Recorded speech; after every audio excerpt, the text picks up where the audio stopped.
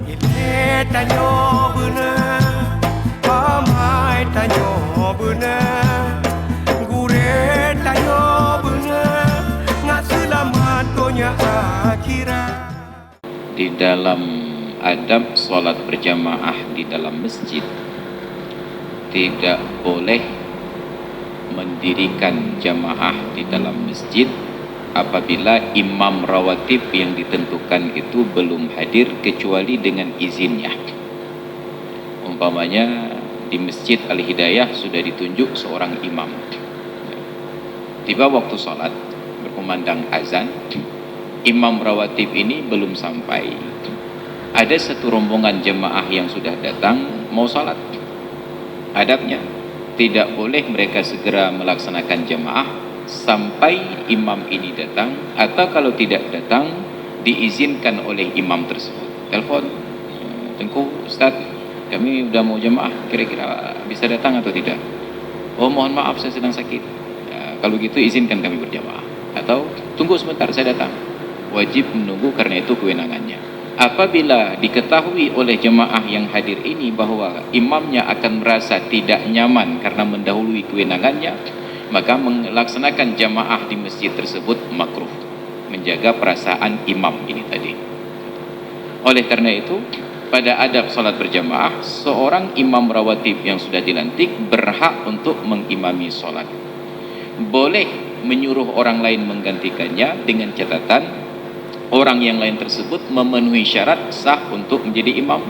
Bila salah menyuruh karena hanya ijtihad di permukaan saja, terlihat ada seorang guru pengajian, ustadz mungkin Tengku Ubiraya, tetapi ada satu cacat pada beliau, bukan kelemahan ilmu, tetapi cacat pada bawaan, tidak mampu bertutur dengan huruf tertentu, tidak bisa mengucapkan huruf ra umpamanya, setiap kali menyebutkan kiri, kiri, ra itu berganti dengan ghin, tidak sah menjadi imam. Tapi karena disuruh oleh imam masjid, majulah beliau, maka kesalahan itu ditanggung oleh imam rawatib. Maka setiap orang yang kita rekomendasikan untuk menjadi imam harus mampu untuk kita pertanggungjawabkan. Bila tidak, maka imam rawatib ini yang berdosa karena beliau yang mengajukan untuk menjadi imam.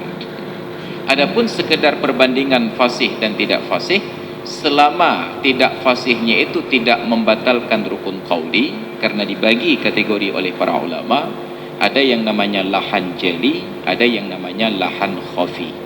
Lahan itu cedera pada bacaan. Yang khafi tidak diketahui salah ini kecuali oleh ahli-ahli tajwidnya saja, itu dimaafkan. Tapi kalau yang jali itu diketahui oleh semua orang, bahkan orang awam pun tahu bahwa itu salah, maka itu tidak sah berjamaah. Dan ketika sudah tidak sah, makmum pilihannya wajib farah atau maju orang yang lain menggantikan imam tersebut, istikhlaf namanya. Ini untuk kondisi yang pertama, makmumnya lebih fasih daripada imamnya.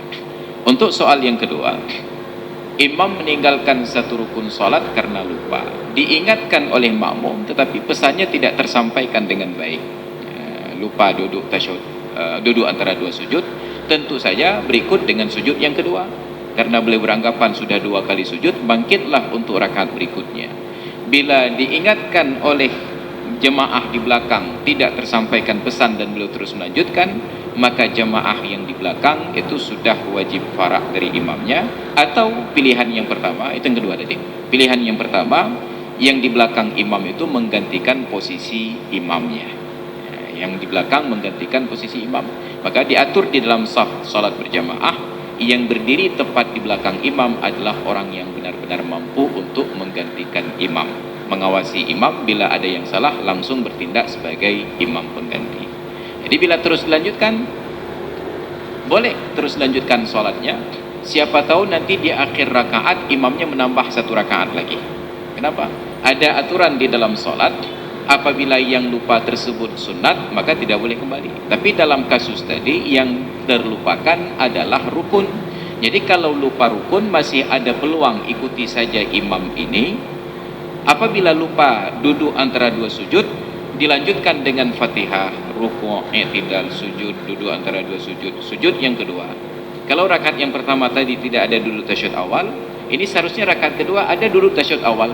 ternyata imamnya tidak duduk tasyahud awal, menandakan bahwa imam baru teringat tidak duduk antara dua sujud ketika sudah sampai pada rukun yang sama. Nah, maka rakaat ini dihitung rakaat di belakang. Jadi ada kemungkinan itu bertambah.